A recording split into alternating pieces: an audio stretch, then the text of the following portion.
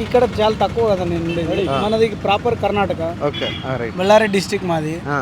మాకు అంతగా ఎట్లా అనిపించింది మరి అక్కడ కర్ణాటకలో కాంగ్రెస్ పరిస్థితి ఏంటి? కర్ణాటకలో కాంగ్రెస్ పరిస్థితి ఏమంత ఎలిజిబిలిటీ లేదు, అంత మంచి ప్రభుత్వం కూడా మేనేజ్ చేసే దాంట్లో లేదు. ఇంకోటి ఏంటంటే వాళ్ళు అనుకున్న పనులు తప్ప మిగతా పనులు అన్ని చేస్తున్నారు. ఏం చేస్తున్నారు? మనకేం గ్యారెంటీలు ఇచ్చారు కదా, అది గ్యారెంటీలతో మాకేం పని లేదు. ఆ గ్యారెంటీలతో మాకేం అవసరం చెప్పండి. మనకేం కావాలి? ఒకటి ఎడ్యుకేషన్ ఫ్రీ కావాలి, తర్వాత మెడిసిన్ సంబంధించింది, హాస్పిటల్ సంబంధించి ఫ్రీ కావాలి.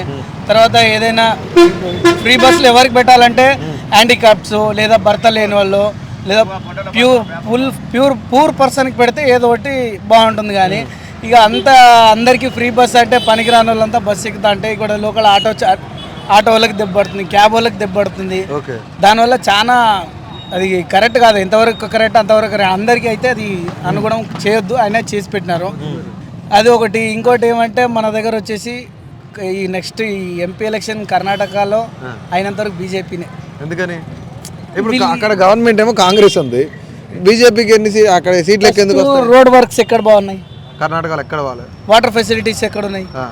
లేవు. కానీ మేము వర్షాలు వస్తేనే నీళ్లు, కానీ వర్షాలు రాకపోతే మా దగ్గర ఇప్పుడు నీళ్లు కూడా లేవు కర్ణాటకలో. అవును, డ్యామ్లో నీళ్ళు లేవు, వర్షాలు లేవు, మార్కెట్ పడిపోయింది. ఇప్పుడు మా సిరుగుప్ప ఏరియాలో 130 మిల్స్ ఉన్నాయి. కానీ ఇప్పుడు రన్ అవ్వాలంటే కూడా చాలా కష్టంగా రన్ అవుతున్నాయి. అవి నడిస్తే కానీ ఎంతోమంది కూలీలకు కానీ జీవనోపాధి ఉండదు, అవే నడవక చేస్తుంది. కానీ కాంగ్రెస్ గవర్నమెంట్ వచ్చింది, మార్పు వచ్చింది, అక్కడ బాగుంది. ఎక్కడ బాగుంది? నేను కర్ణాటకనే, నాది బళ్ళారినే. ప్రతి హామీ ఇచ్చేటప్పుడు 200 యూనిట్లు కరెంటు ఫ్రీ అన్నాడు, నా ఇంటికి 30 యూనిట్ల కన్నా ఎక్కువ ఇస్తలేరు. మాట అక్కడ 170 యూనిట్లు ఎవరింటిది? మాట ఇచ్చేటప్పుడు ఏమన్నారు? నీకు ప్రతి ఒక్కరికి 200 యూనిట్లు ఫ్రీ అన్నారు. ఎక్కడిచ్చి 200 యూనిట్లు? 30 యూనిట్లు దాటితే నేను పే చేస్తున్నాను డబ్బులు. వేస్ట్, కరెంట్ లో ఫెయిల్. ఇంక మీదేమని చెప్పండి, వేరే ఏముంది? 5 గ్యారెంటీలు మొత్తం 5 గ్యారెంటీలు అంటే గృహలక్ష్మి డబ్బులు 2000 ఇస్తున్నారు. వీళ్ళు ఇచ్చే 2000తో ఇన్ని సంవత్సరాలు నెట్టుకొచ్చినావా సంవత్సరం? వీళ్ళు ఇచ్చే 2000 తోటి ఇంట్లో డైలీ పెండ్లా మొగుడు కొట్లాటాలు అవసరమా? వీళ్ళు ఇచ్చే 2000తో ఇప్పుడు 2000తోనే సంవత్సరం నడిచిపోతుందా? ఆ 2000 తోటి మొన్నైతే బెంగళూరులో ఒక ఆయన ఏమంటున్నాడు, నా భార్య టూర్ కని వెళ్ళింది 3 నెలలైనా రాలేదు. ఇవాళ ఆయన పరిస్థితి రేపు మన పరిస్థితి కదా. ఫ్రీ బస్ అంటే ఎవరికైనా చూడాలని ఆశ ఉంటుంది, లేదంటే లేను. కానీ లిమిట్ తో పెట్టాలి, అన్లిమిటెడ్. బీజేపీ గవర్నమెంట్ ఉన్నప్పుడు ఎలా ఉంది కర్ణాటక? మాకు ఉన్న దాంట్లో కానీ వాస్తవంగా బాగుంది, ఉన్న దాంట్లో బాగుంది. అప్పుడున్న నీళ్ళు ఇప్పుడు ఎందుకు లేవు? అప్పుడున్న వాటర్ ఇప్పుడు ఎందుకు లేవు? అప్పుడు వర్షాలు ఉన్నాయి, ఇప్పుడు వర్షాలు లేవు. అంతేనా? అప్పుడు వర్షాలు భయంకరంగా ఉన్నాయి. ఎక్కడ రేటు ప్రతి ఒక్క రైతుకి వర్షాలతో భయం లేకుండా ఉంది. ఇప్పుడు కర్ణాటక మాకు కాంగ్రెస్ వచ్చినామో వర్షాలే వెళ్ళేవి. అట్లా చిన్న వాన పడితే ఏదో పల్లీలు గిల్లీలు ఎత్తుకుందామంటే అది లేకుండా ఇచ్చే పరిస్థితి. ఇప్పుడు వర్షాలు లేకపోతే కాంగ్రెస్ వాళ్ళ మీద చూపిస్తారా? అది ప్రకృతి మీద చూపిస్తారా? ఇన్ని సంవత్సరాలు వర్షం రాదు, ఇప్పుడే ఎందుకు రాలేదు అది కూడా చెప్పాలి కదా మీరు. అరే వర్షం రాతే కాంగ్రెస్ వాళ్ళు ఏం చేస్తారు? అవునా, నా ఇన్ని సంవత్సరాలు వచ్చింది, ఇప్పుడు ఎందుకు రాలేదు? అంతా ఎన్విరాన్మెంట్ కదా, ప్రకృతికి సంబంధించింది కదా. అది పురాణాలు ఏదో చెప్తారు, రాజ్యం వీరభోజ్యం అంటే రాజు బాగుంటేనే రాజ్యం బాగుంటుంది. అక్కడ రాజు బాగాలేదా? సిద్ధరామయ్య బాగాలేదు. ఎక్కడ బాగున్నాడు?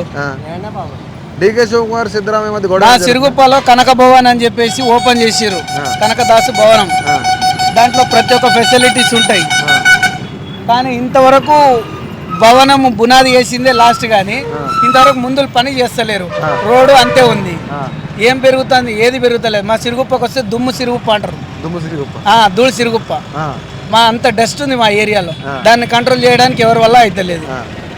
బీజేపీ గవర్నమెంట్ మంచిగా ఉంది అక్కడ, అయితే ఉన్న దాంట్లో కానీ మంచిగా ఉంది. ఈ ఫెసిలిటీ ఎందుకయ్యా? కష్టపడాలి, కష్టపడితేనే ముందుకు ఏం చేయాలని ఆలోచన వస్తుంది. నాకు ఉన్న కాడికి ఇల్లు వచ్చింది, ఉన్న కాడికి రేషన్ వచ్చింది, ఉన్న కాడికి కరెంట్ వచ్చింది అన్నప్పుడు నేను బయటికి వెళ్ళి పని ఎందుకు చేస్తా? అవును కదా. కడుపు కాలితేనే కదా మైండ్ పనిచేసేది. లేకపోతే అప్పట్లో అబ్దుల్ కలాం వీళ్ళందరికీ తినడానికి బట్టలు లేవు, కట్టుకోవడానికి బట్టలు లేవు, తినడానికి తిండి లేదు, కరెంటుకి దీపాల కింద చదువుకున్నారు. వాళ్ళ కష్టాలు వచ్చినాయి కాబట్టి వాళ్ళు బాగుపడ్డారు. మాకు సుఖాలు ఉంటే మేము ఎందుకు బాగుపడతాం? మేము ఎట్లా కలిసిపోతాం? మా పిల్లల భవిష్యత్తు ఏం చేయాలి? సోమరిపోతలే కదా, ఏముంది? Please subscribe to KTV Telugu. KTV Telugu. KTV Telugu channel.